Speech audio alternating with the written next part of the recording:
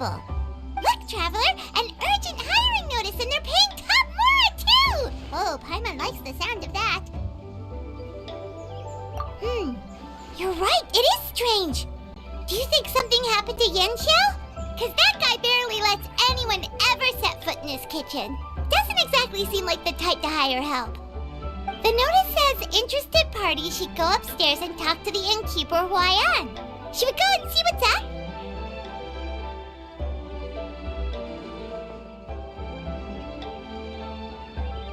Yeah, and we can ask about the pay while we're at it.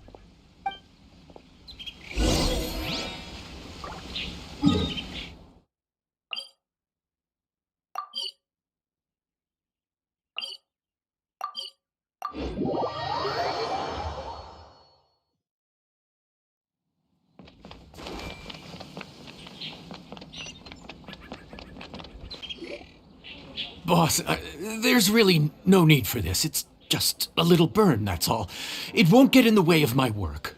Perhaps not, but continuing to work will only hinder your recovery. You need to rest for a few days. We'll figure something out. Huayan! Yanxiao! Oh? Traveler and Paimon! What brings you to this neck of the woods? And we decided to come check up on Yanxiao. I knew we shouldn't have posted that notice. It's really nothing to worry about. I'm fine, I swear. How kind of you. My thanks to you both. And thanks on Yanxiao's behalf, too. There's nothing to be embarrassed about, Yanxiao. Just tell them what happened. Oh, all right. Well, basically, we had a lot of guests pouring in for the lantern rite. Things got busy, I started rushing, and I ended up accidentally burning my hand while plating a dish. Well, you know what they say. Play with fire long enough and you're bound to get burned. Even the best chefs slip up sometimes. Anyway, it's nothing, just a tiny burn. I can still... Now, I don't want you pushing yourself. You'll only make it worse, and then you'll be looking at more than just a couple of days off to recover. But the lantern rite's only just finished, and we're still getting tons of guests. Now's not a good time for me to rest. Plus, lots of the guests are visiting from other nations. We can't just bring in some random chef off the street. We have a reputation to uphold. I refuse to let someone else ruin the good name we've made for ourselves here. Listen to you. Anyone would think that you're the boss and not me. But he's not wrong. Yanxiao was one of the favorites in the Masterful Chefs tournament. No matter how you look at it, his are big boots to fill. I don't mean to boast, but any chef of my caliber probably has their own restaurant to look after. It's not going to be easy to find someone who's got the skills and has the time to help us out. Looks like we might have to increase the pay we're offering even further. Do we know anyone that's a good chef and has the time to help out? Oh, of course, you! Oh, right. Yes. Now I think about it, I do recall hearing good things about your cooking ability. I suppose I'd added you to my mental list of people who can hold their own in a combat situation, but forgot you can cook. mental list of people who can fight. Maybe a story for another time. More importantly, I'm sure Yan Xiao would be comfortable leaving his kitchen in your hands, if anyone's. What do you think, Yan Xiao? Well, since it's you, I suppose that's better than anyone else. What do you think, Traveler? Should we do it?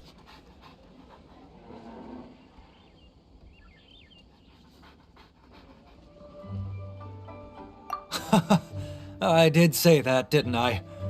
Well, I'm a man of my word. You'll be compensated generously for your work.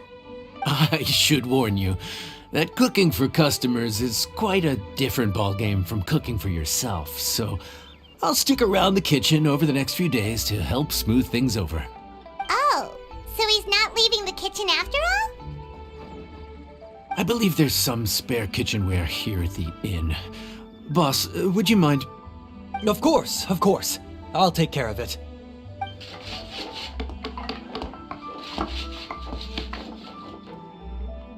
Whew. All done. Come, take a look. This was made with your measurements in mind. Ah, it's nothing. A little handicraft and elbow grease goes a long way. All right, Yan Xiao. I'll leave you to take it from here. You really went to all the trouble of building a new stovetop? What was wrong with the original? Boy, you really hate when people touch your stuff, huh? No, it's nothing like that. As Boss always says, hire who you trust and trust who you hire. I just thought the original setup might be a little, tall for you.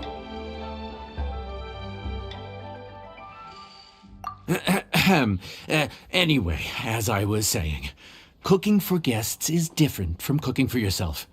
Not only do you have to execute on taste, aroma, and appearance, but you also need to ensure speed, precision, and consistency. Having the right equipment is a big part of that. Ill-suited equipment doesn't just make the job more tiring, it also slows you down. And paying customers don't have unlimited patience. Sometimes cooking is all about being well prepared. That's how you ensure speed. Okay, and what about precision and consistency?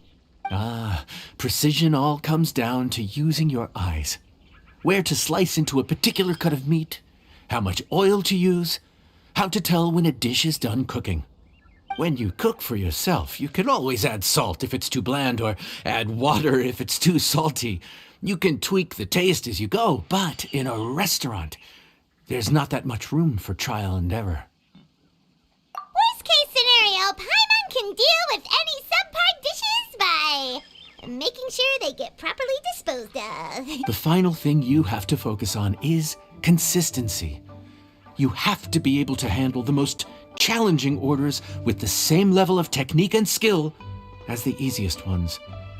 This is particularly important when you have guests from all over, each with their own tastes and preferences.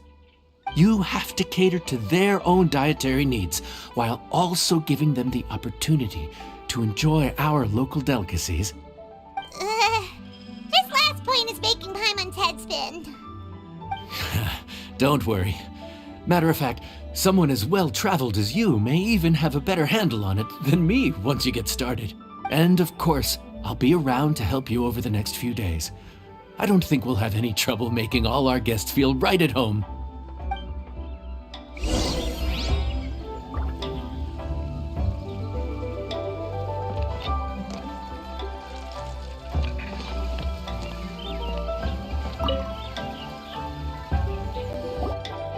There's no time to lose, so let's get started.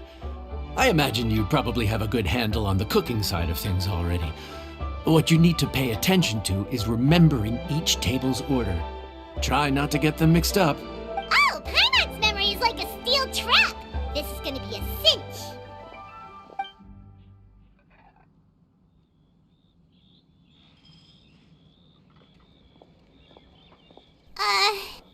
Which ticket are we on again? Table 1 was onions, but no chilies. Table 2 was chilies, but no onions.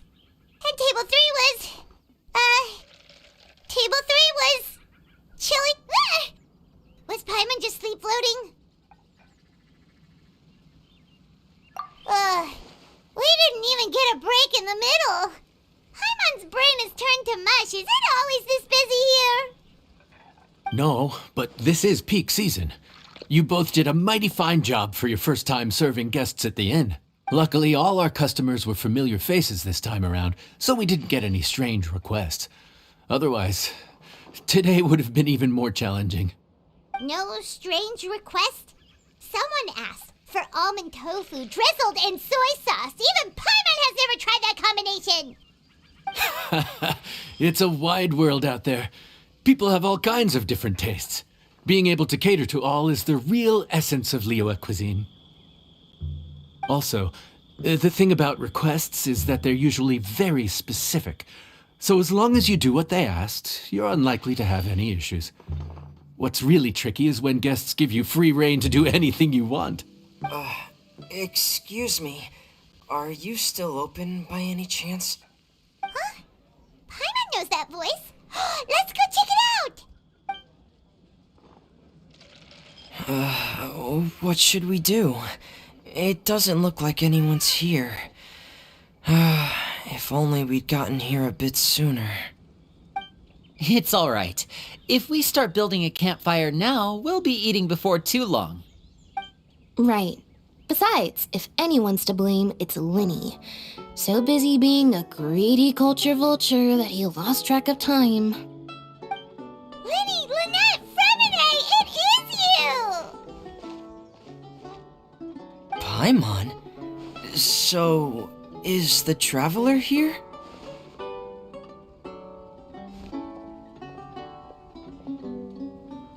Traveler, Paimon! What a nice surprise! Paimon was gonna say the same thing! We're just lending a helping hand at the inn.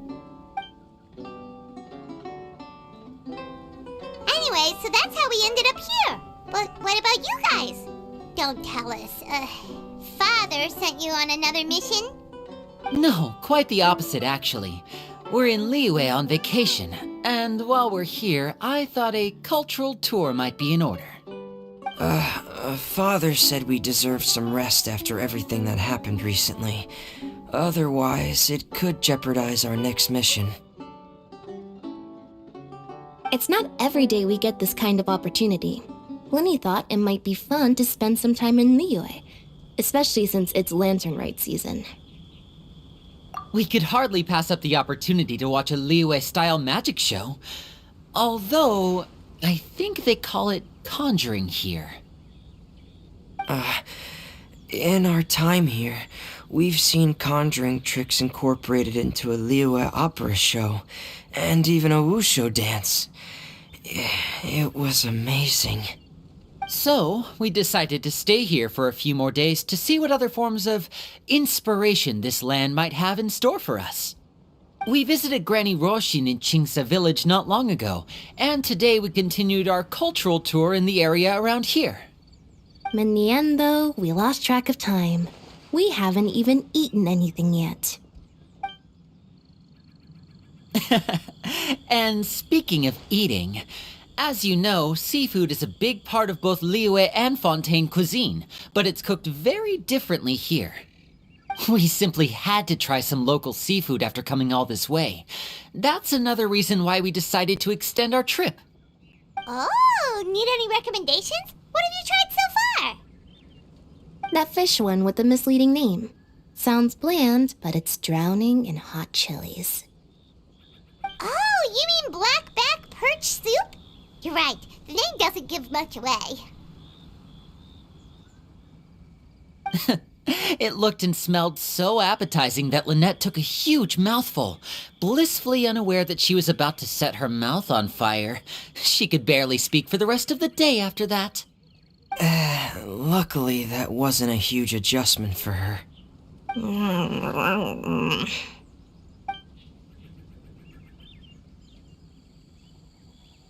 What? Aren't you guys hungry too? Yes. A little. Yes, I'm ready to eat. Traveler, I'm afraid we'll have to send you back to the kitchen now.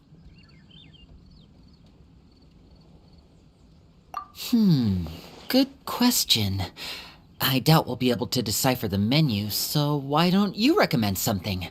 You should be pretty familiar with our tastes. One more thing. Please, if you have a heart, don't make it spicy.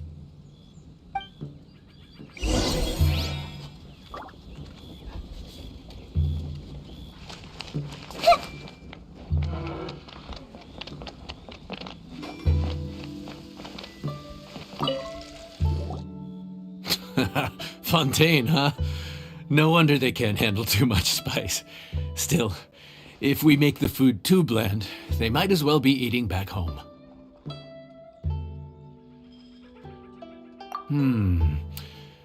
There's this crab and shrimp stir-fry I know that could work. It's quite heavily seasoned, but it's a lot milder than it looks. It has a light but really satisfying flavor. Ooh, that sounds perfect! What's it called?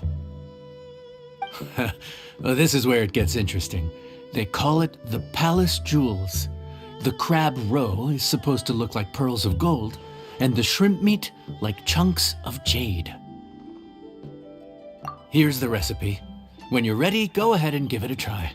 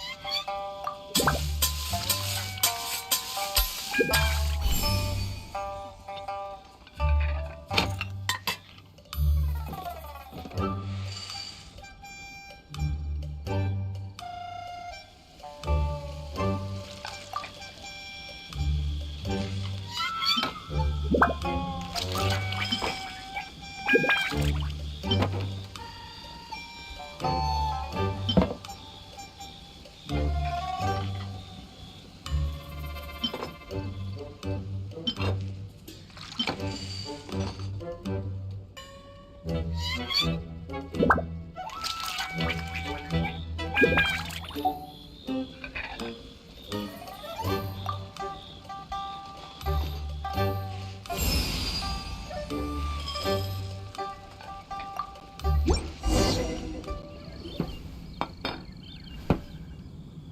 for the wait. This dish is called the Palace Jewels.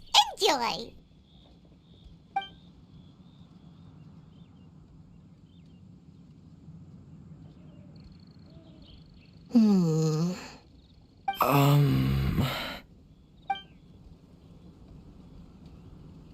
Yes. We meant to say, you two must be tired after a long day of work. Do you want to eat with us? Oh, now that you mention it, Paimon is a little hungry. Well, if you insist, then who are we to refuse? Oh, right, of course. You're still our customers. Why aren't you eating? The sauce looks a little overpowering. According to Liyue custom, it's probably good table manners to let someone else go first.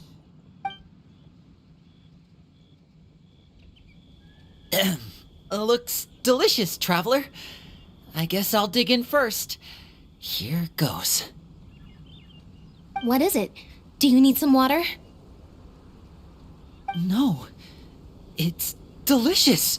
The flavor is so pure. It's drenched in sauce, but somehow it just enhances the natural flavor of the seafood. Try it for yourselves. Alright.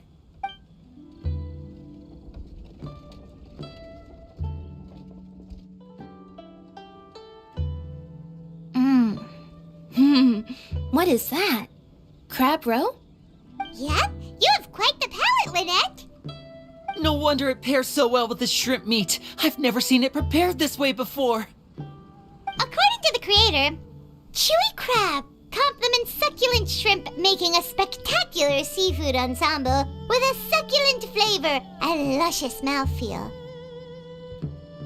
The crab roe glitters like pearls of gold, and the shrimp shines like chunks of jade. Hence its name, the Palace Jewels.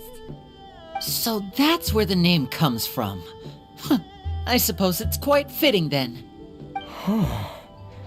Was Paimon always this well-spoken? This dish must be right up your alley, Lynette. Huh? It's half gone already? When did that happen? I heard that in Liyue. The biggest compliment you can pay to the chef is to leave a clean plate.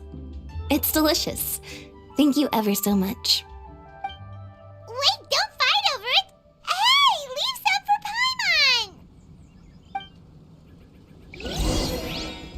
Paimon! This could be an obstacle. Let me guess where you're from.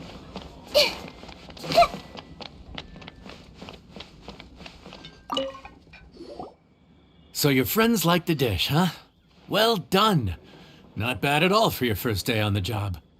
There'll be more to come, so keep it up.